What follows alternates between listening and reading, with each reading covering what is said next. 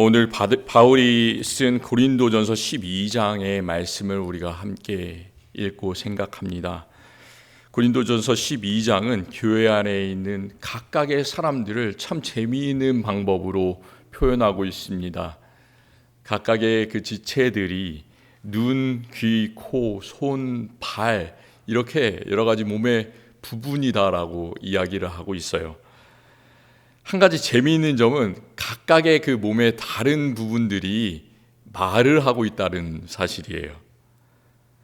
서로 헐뜯는 대화를 하는 장면이 나옵니다. 바울은 그렇게 하면 안 된다라고 얘기를 하는데 이렇게 각각의 부분들이 서로 말을 하고 있어요.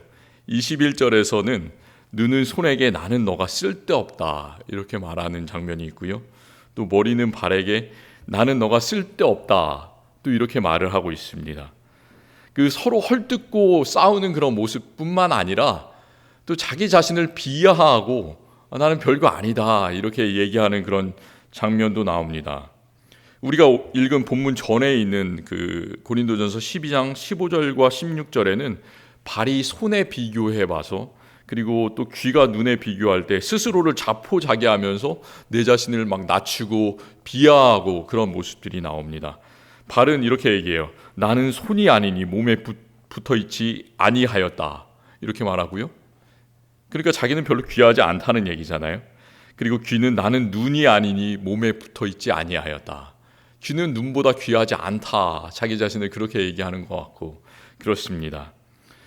생각해보면 참 재미가 있는 게요.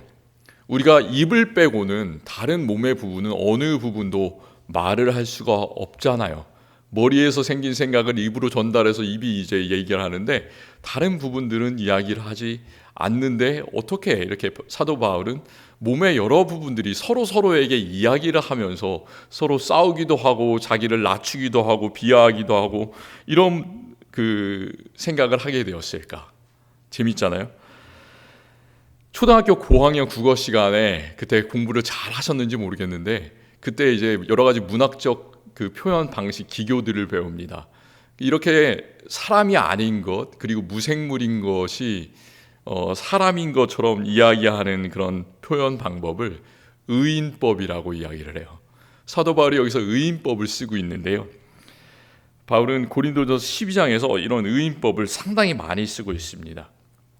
그런데 아마도 이 몸이 몸의 다른 부분에게 이야기를 하는 것은 사도 바울이 스스로 만들어내는 것이 아니라 그가 옛날에 들었던 이야기를 떠올리는 것 같아요. 그 고대 로마에 바울이 활동하기 약 550년 전에 기원전 494년에 그 고대 로마가 처음 생길 때 그 당시에 집정관이라는 그런 제도가 있었다고 합니다. 고대 로마에 있었던 여러 가지 제도들이 현대 민주주의까지 내려와서 그게 쓰여지는 것을 우리가 볼 수 있는데 그 집정관 이름이 아그리파 메네리니우스라는 그런 사람이 있었다고 해요. 그러니까 아주 오랜 옛날이었는데도 이 당시에 벌써 계급의 그런 갈등이 있었어요. 평민들이 있었고 또 당시에 귀족들이 있어서 서로를 헐뜯으면서 그런 지내는 그런 큰 갈등이 있었습니다. 그 당시에 귀족의 통치에 불만을 품은 많은 평민들이 도시에서 일을 이 사람들이 해야 되는데 일을 하지 않고 도시를 빠져나와서 다른 곳으로 가버렸습니다. 그 당시에 일을 누가 했을까요? 귀족이 했을까요? 아니면 평민들이 했을까요? 당연히 평민들 노예들이 했었겠죠.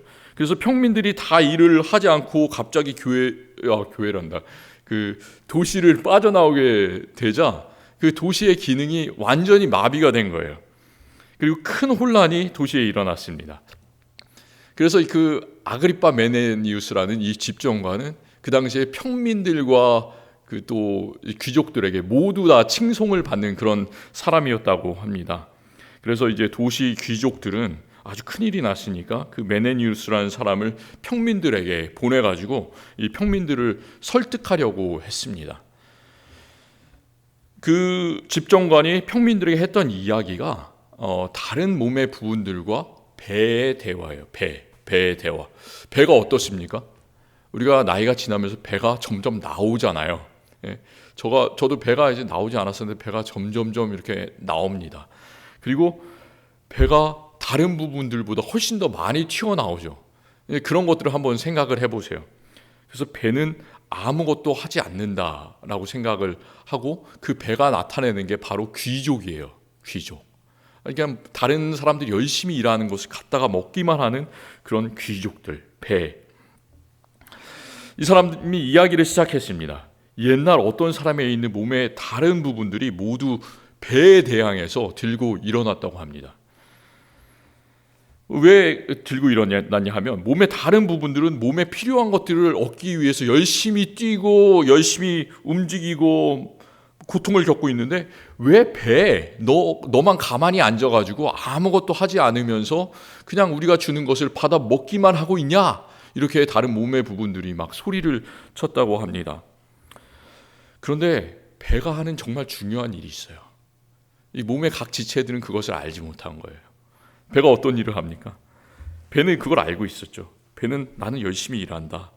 그 너네들가 주는 것을 나는 받아서 각 기관에 다시 이렇게 분배하고 돌려준다. 이런 것을 알고 있었는데 다른 기관들은 그것을 알지 못하니까 이 기관들을 비웃었다고 해요. 하하 막 비웃으면서 그래 그렇다면 너네도 나처럼 아무것도 하지 마. 이렇게 얘기를 했다고 합니다. 쉬라고 아주 즐겁게 쉬라고. 그 며칠이 지났어요. 어떤 일이 벌어졌을까요?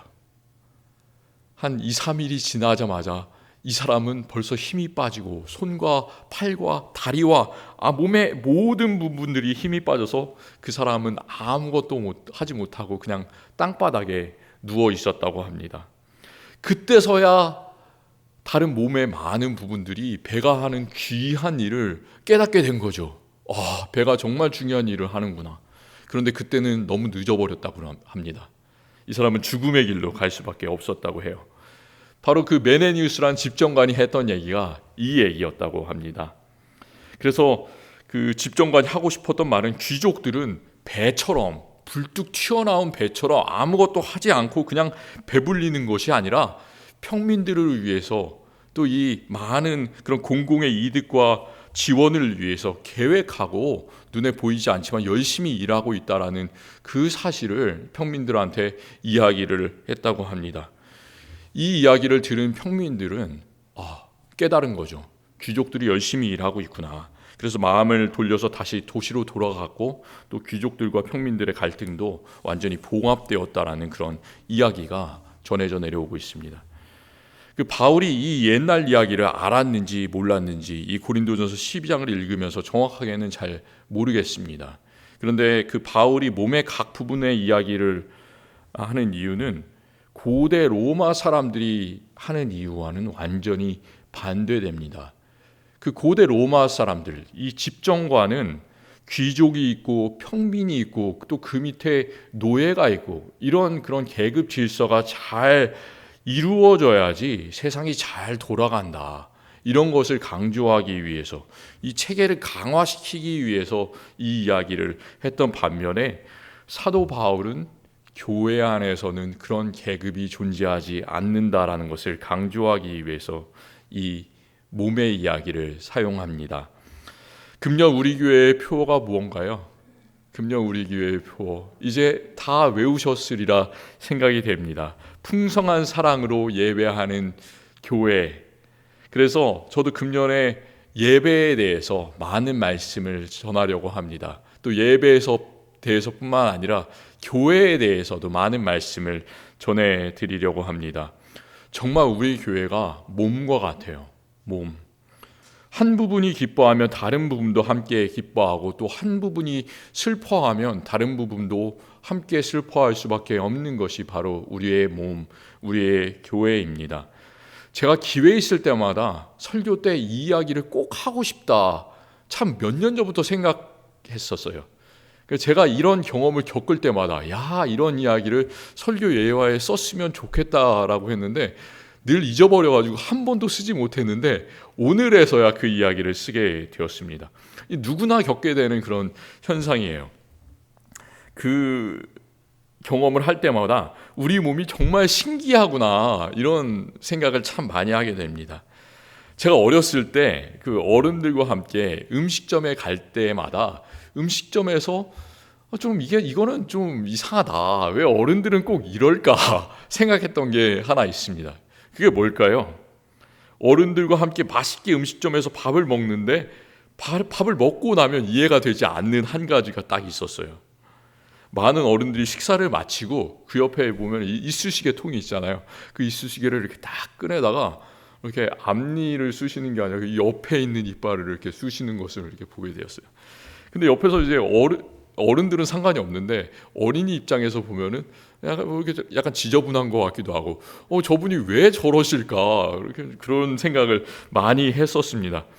그런데 시간이 지나고 나서 저도 어른이 되니까 항상 음식을 먹으면, 또 특별히 이제 고기 같은 걸 먹으면 이빨 사이에 항상 끼는 것을 경험하게 돼요. 그래서 저도 모르게 이쑤시개는 잘 사용하지 않는데 물을 이렇게 마셔가지고 이렇게 가글을 한다든지, 뭐 좀 지저분하게는 젓가락으로 이렇게 한 번씩 쑤신다든지 뭐 그런 경우가 생기게 되었습니다. 물로 아무리 좀 이렇게 많이 마시고 좀 헹구려고 해도 뭔가 이 하나 꼭 그 정말 얇은 고기 조각 그거 하나, 또 막 그런 거 있잖아요. 김치 먹고 나면은 그 부스러기 그런 거 하나 이렇게 뭐 전혀 그게 제거가 되지 않는 경우가 있습니다. 고춧가루 정말 빠지지 않아요. 근데 그냥 놔줄 수가 없는 게 모든 신경이 다 그리로 집중돼요. 그러니까 이빨 사이에 정말 작은 공간이, 아주 작은 공간인데 이거를 제거하지 않으면 정말 견딜 수가 없다. 모든 신경이 다 그리로 집중되는 것을 경험하게 됩니다. 그래서 뭔가 답답하고 숨도 잘 쉬어지지 않는 것 같고, 정말 이거에만 꽂혀가지고 난 이거를 꼭 제거해야 되겠다라는 그런 생각이 되고, 또 이 고기 조각 하나를 제거하고 난 다음에는 모든 그 세상을 다 경험한 것처럼, 혹시 그런 느낌 안 받으셨나요? 저만 그렇게 생각하는 건가요? 제가 너무 민감한 건가요? 오늘 한번 식사를 하시고 나서 고기 조각이 꼈을 때 그런 생각을 아주 집중해서 생각을 해보시기 바랍니다. 아마 그런 그 고기 조각을 제거했을 때 기쁨이 참 대단하리라는 그런 생각이 듭니다. 근데 이런 것을 우리가 이빨 사이에서만 경험한 것도 아니고 눈에 뭔가 잡티가 들어갔다, 이럴 때는 더 견디기가 힘들잖아요. 그래서 꼭 뭐 세수를 하든지 울든지 아니면 안약을 넣든지 이런 식으로 해서 눈을 보호하고 또 이 티를 제거해야만 견딜 수 있게 되는 그런 경우가 있게 됩니다. 뭐 이빨 사이 하나 공간, 그 눈 사이에 아주 작은 그런 먼지들, 이런 것들이 정말 작은 것이지만 오늘 바울 말씀처럼 그런 것들이, 작은 하나하나의 지체들이 얼마나 중요한지를 우리가 그런 것들을 통해서 경험하게 됩니다. 이 몸의 모든 작은 것들이 다 중요한 것처럼 바울은 오늘 말씀에서 모든 지체들의 관계를 서로 같이 돌보는 그런 관계로 생각하고 있습니다. 그런데 사실 고린도 교회는 그렇게 하지 못했습니다. 고린도 교회는 여러 가지 어려운 점을 가지고 있었습니다. 고린도 교회는 참 중요한 교회였던 게, 사도 바울이 3번의 전도 여행을 하는데 그중에 2번째, 그 당시의 문화와 모든 사회의 중심지였던 아테네를 떠나서 바로 도착한 그 다음 도시가 고린도였습니다. 그 다른 도시에 비해서 참 오랜 시간을 머물면서 이곳에서 복음의 말씀을 전했습니다. 1년 반을 머물면서 교회를 개척을 했는데요. 그곳에서 바울은 여러 가지 좋은 일들을 만났습니다. 교회에서 우리가 교회 생활을 하고 신앙 생활을 하게 되면은 가장 좋은 일이 뭘까요? 우리들이 10년, 20년, 30년 넘게 교회 생활을 했는데 그 중에 가장 좋은 일이 어떤 일이에요? 예배하는 일, 기도하는 일, 말씀 듣는 일, 참 다 좋은 일인데 우리가 진짜 피부로 맞닿는 일 중에 가장 좋은 일은 좋은 사람을 만나는 일이잖아요. 교회에서 좋은 사람을 만나는 일. 바울이 이 고린도 교회에서 좋은 사람들을 참 많이 만났습니다. 그 중에 정말 가장 좋았던 사람은 누구였을까요? 바울이 모든 편지 쓸 때마다 맨 마지막에 인사말을 쓰는데 그 인사말에 이 사람의 이름은 빠지지 않고 들어갑니다. 믿음의 부부 이야기. 브리스길라와 아굴라 부부. 이 사람들을 너무나 좋아했어요. 고린도 교회에서 만난 사람들이었습니다. 그 믿음의 동역자들이었습니다. 당시에 이제 로마 황제가 모든 유대인들을 이탈리아 로마에서 떠나라고 명령을 했기 때문에 그 브리스길라 아굴라 부부는 이 로마에 거하는 사람이었었는데 그곳을 빠져나갈 수밖에 없었습니다. 유대인이었기 때문이죠. 그래서 그들이 정착한 도시가 바로 이 고린도였습니다. 그런데 그 브리스길라 아굴라 부부에 대해서 이렇게 성경은 이야기하고 있습니다. 바울이 그들에게 가매 생업이 같음으로 함께 살며 일을 하니 그 생업은 천막을 만드는 것이더라 기록하고 있습니다. 바울은 그냥 목회만 한 게 아니었어요. 목회를 하면서 천막을 만들어서 같이 그것을 팔면서 생업을 하면서 동시에 복음을 전했습니다. 천막을 만드는 일, 복음 전하는 일을 둘 다 정말 열심히 했던 바울은 얼마나 힘이 많이 들었을까요? 그런데 그 바울이 그런 모든 일을 감당할 수 있었던 것은 그 믿음의 부부, 복음을 함께 나눈 사람들, 그 브리스길라와 아굴라 부부가 있었기 때문입니다. 우리 교회에도 이렇게 함께 할 수 있는 사람들이 있었으면 좋겠습니다. 우리 모든 사람들이 브리스길라 아굴라 부부처럼 말씀을 전하는 자, 그리고 교회를 돕는 자들을 위해서 서로 돕고 그런 기도하는 관계가 되었으면 좋겠습니다. 이 교회에는 이 브리스길라 아굴라 부부만 있는 것이 아니라 다른 사람들도 있었어요. 하나님을 경외하는 디도 유스도라는 사람 이야기도 하고요. 또 회당장 그리스보라는 사람도 있었다. 그 가족이 예수님을 믿었다라는 이야기를 사도 바울이 하고 있습니다. 이런 많은 사람들 때문에 사도 바울이 힘을 얻고 고린도 교회를 개척하고 오랜 기간 말씀을 전할 수 있었습니다. 그런데 이렇게 좋은 일만 있었던 것이 아니라 이 고린도 교회에서는 참 어려운 일들이 있었습니다. 바울을 대적하는 사람들이 있었는데 사도 바울을 비방하고 또 그를 법정으로 끌고 와서 송사하기도 하고 또 바울도 그렇고 다른 그리스도인들을 잡아서 때리기까지 하는 그런 일들이 일어났습니다. 그런데 이 어려운 도시에서 사도 바울이 오랜 기간을 머물면서 하나님의 복음을 전할 수 있었던 것은 하나님께 특별히 받은 말씀 때문이었습니다. 다른 데서는 하나님의 말씀을 받았다라는 그런 기록이 나오지 않는데 고린도 교회에서만 사도 바울이 특별히 밤에 주님께서 환상 가운데 나타나 말씀하시는 그런 내용을 기록하고 있습니다. 하나님께서는 이렇게 말씀하셨는데 두려워하지 말며 침묵하지 말고 말하라. 내가 너와 함께 있음에 어떤 사람도 너를 대적하여 해롭게 할 자가 없을 것이니 이는 이 성 중에 백성이 많음이라. 우리가 눈에 보이진 않지만 우리가 전도할 대상자들이 잘 보이진 않지만 이 성 중에 내 백성이 많음이라. 이 말씀을 저와 우리 모든 성도들이 우리의 말씀으로 받아들이셨으면 좋겠습니다. 두려워하지 말며 침묵하지 말고 말하라. 정말 우리가 두려워할 때가 많이 있어요. 복음을 전파하지 못할 때가 참 많이 있습니다. 내 자신에게 대해서도 내가 과연 그리스도인인가? 내 자신에 대해서도 그렇게 침묵하지 말고 말하라 했는데 그렇게 하지 못할 때가 많이 있습니다. 그렇지만 침묵하지 말고 말하라.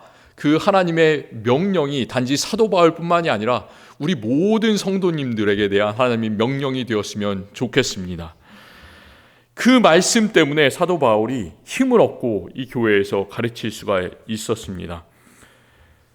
그가 고린도에서 복음 전파를 마치고 다른 도시에서 복음을 전할 때도 고린도 교회는 늘 이 사람의 관심의 대상이었습니다. 편지를 안 보낼 수도 있었는데 편지를 2번이나 보냈어요. 그리고 고린도 후서는 특별히 한 번 보낸 것이 아니라 3번, 4번 보낸 편지를 함께 모아서 하나의 이런 책으로 만들었다라는 그런 얘기가 전해져 내려옵니다. 다른 교회는 한 번 보낼까 말까 한 그 편지를 계속해서 3번, 4번씩이나 보내면서 이 고린도 교회에 대한 관심을 가지고 있었는데 왜 그랬을까요? 고린도 교인들은 예수 그리스도를 믿는 사람들이었지만 이방 문화를 아직 버리지 못했습니다. 계속해서 가지고 있었던 그런 우상 숭배의 습관들을 가지고 있었습니다. 그래서 교회에서는 여러 가지 크고 작은 일로 분쟁들이 계속해서 일어났습니다. 어떤 분쟁이 일어났냐면 사람들은 서로 파를 나눴어요. 나는 바울파다. 나는 아볼로파다. 나는 아니다. 나는 베드로파다. 아니다. 나는 그런 사람의 파가 아니다. 나는 그냥 그리스도 파다. 그리스도가 파가 되는 거예요. 이렇게 여러 가지 다양한 파들이 있었고요. 그리고 다른 사람의 아내, 다른 사람의 남편을 취하는 그런 음행의 습관들이 있었는데 그것을 뭐 별게 아니야. 이렇게 대수롭게 생각하지 않는 그런 사람들도 많이 있었습니다. 그리고 서로 팔을 다투는 그런 사람들이 교회 안에서 그런 문제를 아주 평화롭게 해결하려고 하는 것이 아니라 세상 법정에 가서 송사하는 그런 일이 있었습니다. 또 우상숭배를 하는 사람들이 있었는데 그 우상숭배만 할 뿐만 아니라 우상숭배하고 또 우상에게 제물을 바치고 그것을 또 먹는 사람들이 있었어요. 교회 안에서 잘 사는 사람들, 교회 안에서 못 사는 사람들이 있었는데 잘 사는 사람들은 자신들이 음식을 갖고 오고 술을 갖고 와서 먹고 마시면서 그 교회 안에서 취하고, 그런데 못 사는 사람들은 전혀 음식을 가져오지 못하고 전혀 먹지 못하고 그렇게 안타까운 일들이 벌어졌습니다. 그것 때문에 사도 바울이 이야기한 것이 바로 예수님의 마지막 만찬 이야기잖아요. 거기서 우리의 성만찬이 나오게 된 것이죠. 그리고 사람들이 참 많은 성령의 은사들을 경험했습니다. 열심히 기도했습니다. 이 사람들은 예언하고 방언하고 통역하는 그런 사람들이었어요. 그런데 그것을 교회 안에서 덕이 되게 하는 것이 아니라 나는 방언하는 사람이야, 나는 통역하는 사람이야, 이렇게 자랑하고 그것을 보이려는 그런 사람들이 있었습니다. 이렇게 어려움과 갈등이 많은 고린도 교회였지만 정말 죄가 더한 곳에는 은혜가 더합니다. 그래서 로마서 5장 그 말씀이 실제로 이루어진 그 장소가 바로 고린도 교회였어요. 사도 바울이 고린도전서를 쓴 지가 거의 2000년이 지났지만 우리는 오늘도 교회에서 일어나는 여러 가지 일들을 이 고린도 교회에서 일어나고 있었던 그런 어려움들을 통해서 그 편지를 깊이 읽으면서 교회에 적용하고 또 좋은 해결책들을 우리가 참 오랜 시간 지났지만 그 가운데서 찾아보고 또 적용해 볼 수가 있습니다. 오늘 말씀 마지막에서는 27절에서는 너희는 그리스도의 몸이요 지체의 각 부분이라 말씀합니다. 그리고 그 다음 구절에서는 교회에서 있는 여러 가지 직분들, 여러 가지 사역들을 이야기를 하고 있습니다. 그것들을 보면 사도 바울이 뭔가 교회 안에서 직분들의 계급을 이야기를 하고 있는 것이 아닌가, 순서를 이야기하고 있는 것이 아닌가, 이런 생각이 듭니다. 왜 그러냐면요, 28절에서 이렇게 이야기를 하고 있습니다. 하나님이 교회에 몇을 세우셨으니 첫째는 사도요, 둘째는 선지자요, 셋째는 교사요, 그 다음은 능력을 행하는 자요, 그 다음은 병 고치는 은사와 서로 돕는 것과 다스리는 것과 각종 방언을 말하는 것이라 기록하고 있습니다. 그렇다면 교회에서는 복음을 전하는 사도가 가장 높고 그 다음이 선지자, 그 다음이 교사, 그 다음이 구제, 다스리는 일, 그리고 맨 마지막에 방언으로 기도하는 일이 마지막이라는 그런 말인가요? 어떤 사람들은 이렇게 생각하는 사람들도 있습니다. 오늘날 교회에 생각하면 말씀을 전하는 사람, 목사가 가장 높다는 얘기인가? 그리고 그 다음이 교육을 담당하는 전도사나 교육 담당자라는 얘기인가? 다음이 선교와 구제를 담당하는 사람, 행정을 담당하는 사람, 그리고 기도하는 사람이 가장 우선순위에서 밀리는 그런 사람인가? 이렇게 물어볼 수가 있습니다. 그런데 그렇지가 않습니다. 오히려 우리는 여기서 바울이 첫 번째, 두 번째, 세 번째, 그리고 그 다음 이렇게 구분한 것은 교회에서 어떤 것이 더 중요한 것인가, 사역의 순서가 아니라 교회에서 일어나는 다양한 사역들, 그리고 교회를 섬기는 다양한 사람들을 구분하기 위한 것이라고 생각했으면 좋겠습니다. 교회는 이렇게 다양하게 많은 은사를 가진 사람들이 함께 모여서 하나의 교회를 이루는 것이다 라는 것을 강조하기 위해서 교회에 이런 첫째, 둘째, 셋째, 이런 사람들, 이런 사역들이 존재한다라고 말하고 있는 것으로 우리가 받았으면 좋겠습니다. 여기서 첫째로 이 말씀에서는 사도를 꼽았지만 또 다른 부분에서는 사도를 맨 마지막에 놓는 부분이 있어요. 고린도전서 4장 9절에서는 사도가 가장 맨 마지막이라고 이야기를 합니다. 자신의 고백을 하고 있어요. 내가 생각하건대 하나님이 사도인 우리를 죽이기로 작정된 자같이 끄트머리에 두셨음에 우리는 세계 곧 천사와 사람들에게 구경거리가 되었도다. 때때로 사도가 가장 첫 번째지만 고난당할 때, 참 비참한 가운데 있을 때 내가 맨 끄트머리에 있구나, 자기 자신의 고백을 그렇게 하고 있습니다. 오늘날 21세기 교회에서 우리가 살아가고 신앙생활을 하고 있습니다.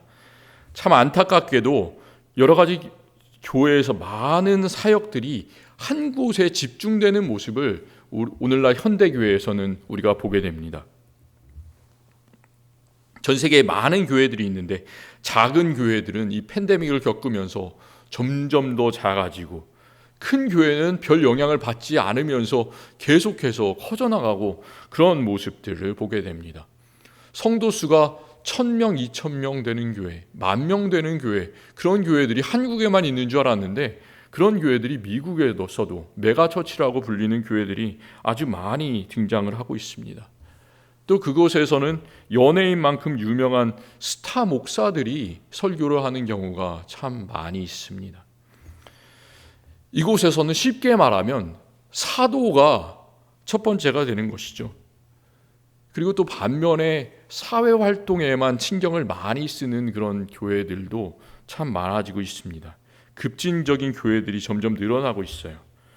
이런 교회에서는 서로 돕는 것, 사도 바울이 말한 서로 돕는 것이 첫째가 됩니다. 그 코로나 바이러스 2년을 겪어나가면서 교회들이 정말로 어려움을 많이 겪었습니다. 그런 교회들은 어쩔 수 없이 다른 사역들이 축소되고 예배에만 초점을 맞출 수밖에 없게 되었습니다. 그 대형 교회는 스타가 많이 생기는 관계로 이런 사도가 중심이 되었다면, 대형 교회와는 완전히 다른 이유로 작은 교회에서는 사도 일이 첫 번째가 될 수밖에 없는 그런 상황들이 벌어지고 있습니다. 그런데 우리 교회에서는 여러 가지 어려움 속에서도 사도 바울이 말한 것처럼 모든 사역을 중요하게 생각하는 그런 교회가 되기를 원합니다. 예배와 예전과 교육과 선교와 구제와 그런 많은 일들이 교회에 있는데, 그런 모든 사역들이 예수 그리스도 안에서 정말로 하나하나 균형 잡히게 이루어지는 교회가 되고, 그것을 위해서 섬길 수 있는 사람들이 키워지고 또 우리들이 헌신할 수 있게 되기를 원합니다. 그리고 각 사역과 기관에서 섬기고 있는 모든 성도들이 이 일은 중요한 일이 아니야, 또 이 일은 중요한 것이야, 이렇게 서로를 싸우고 헐뜯는 그런 지체들처럼 되는 것이 아니라, 배만 불리고 배는 너 왜 그러냐 그렇게 이야기하는 그런 옛날 이야기를 하는 사람들이 아니라, 정말로 모든 일을 하는 사람들이 서로 존경하고 돌봄을 받는 귀한 존재가 되기를 주님의 이름으로 소망합니다. 우리가 나눈 구절에서 바울은 몸과 교회의 한 가지 다른 점을 이야기를 하고 있어요. 그 내용은 23절과 24절에 있습니다. 몸에서는 덜 귀히 여기는 것을 귀한 것으로 입혀주고, 아름답지 못한 지체는 더욱 아름다운 것을 얻느니라 말합니다. 그런데 24절은 이렇게 이야기를 합니다. 우리의 아름다운 지체는 그럴 필요가 없느니라. 오직 하나님이 몸을 고르게 하여 부족한 지체에 귀중함을 더하사 몸의 이야기를 하고, 몸에서는 이렇게 덜 귀한 것을 귀한 것으로 여기는데 우리의 아름다운 지체는 그럴 필요가 없느니라라고 얘기를 하거든요. 약간 다른 이야기를 하는데 몸과 우리 교회의 지체는 약간 다르다라는 얘기예요. 우리는 정말 몸에 신경을 써요.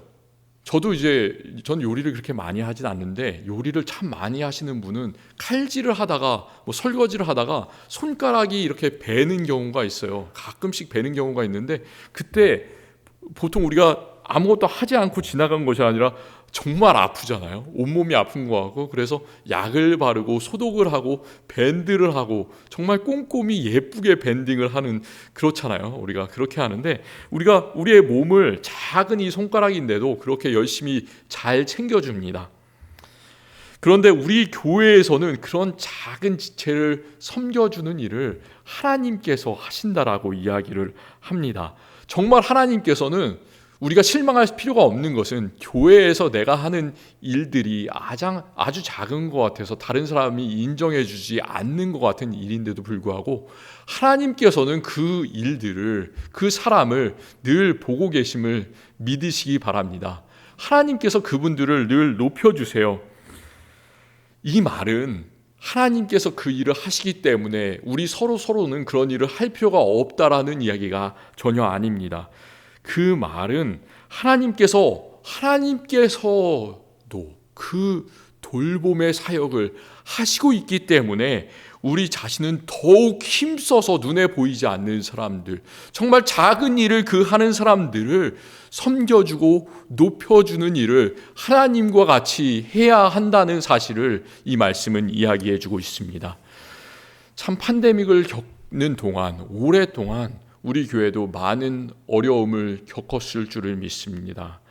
예배와 교육과 섬김과 나눔과 참 우리가 식사를 못하고 있잖아요. 그런 모든 교회의 기능들이 줄어들고 또 어떤 것들은 중단되었습니다. 이때에 우리가 예수님께서 그 자라나신 장소 갈릴리 나사렛 회당에서 선포하셨던 그런 일을 기억하고 그런 일들을 해나갔으면 좋겠습니다. 예수님은 가장 배척받은 장소가 바로 그 자신의 고향 갈릴리 나사렛이었습니다. 그런데 예수님께서는 맨 처음 그 장소에 가신 다음에 누가복음 4장에서는 하셨던 일이 선지자 이사야의 글을 찾아서 읽으십니다. 선지자 이사야의 글이 정말로 긴 그 글인데 60장이 넘는 그런 그 긴 글인데 그 중에서 이 구절을 찾아 읽으시죠. 주의 성령이 내게 임하셨으니 이는 가난한 자에게 복음을 전하게 하시려고 내게 기름을 부으시고 나를 보내사 포로된 자에게 자유를 눈먼 자에게 다시 보게 함을 전파하며 눌린 자를 자유롭게 하고 주의 은혜의 해를 전파하게 하려 하심이라. 주의 은혜의 해, 희년의 해, 그것을 전파하게 하는 것이 바로 이사야의 목적뿐만이 아니라 그것을 말한 바로 예수 그리스도의 목적이다. 가난한 자에게 복음을 전하게 하는 것, 바로 그것이 나의 목적이다. 기름을 붓고 포로된 자를 해방시키는 것, 그것이 바로 나의 목적이다. 그것은 예수 그리스도의 목적뿐일 뿐만이 아니라 오랜 팬데믹을 지나고 있지만 그것은 바로 저와 우리 모든 성도들의 삶의 목적, 교회의 목적이 되어야 할 줄을 믿습니다. 예수님께서는 그 일을 감당할 수 있는 것을 주의 성령이 내게 임하셨으니 이렇게 말씀하고 있습니다. 우리가 주님의 성령께서 우리의 마음을 다스리시고 지배하시고 또 우리 교회를 변화시키실 줄을 믿습니다. 성령의 능력이 없으면 우리가 살아가는 것은 아무것도 아님을 압니다. 정말 우리의 늘 1초 1초의 삶, 한순간의 삶, 우리 평생의 모든 삶이 이 성령의 충만함으로 넘치기를 원합니다. 예수님께서 성령을 통해서 이 모든 일을 감당하셨던 것처럼 하나님께서는 성령의 능력 가운데 있는 우리 교회를 서로 같이 돌보는 교회로, 또 가장 좋은 은사를 통해서 그런 것들을 서로 나누면서 주님의 일을 감당하는 교회로 이끄심을 믿습니다. 기도하겠습니다. 하나님 감사합니다. 우리에게 예수 그리스도를 보내주셔서 예수 그리스도께서 성령이 내게 임하셨으니 가난한 자에게 복음을 전하고 또 눌린 자를 자유롭게 하고 주의 은혜의 해를 전파하게 하려 하심이라. 이 말씀을 읽으면서 그의 삶을 십자가를 향해서 나아가시고 또 부활로 나아가셨음을 우리가 압니다. 예수 그리스도께서 성령에 사로잡히셨던 것처럼 우리가 성령의 사람 되게 하여 주시옵소서.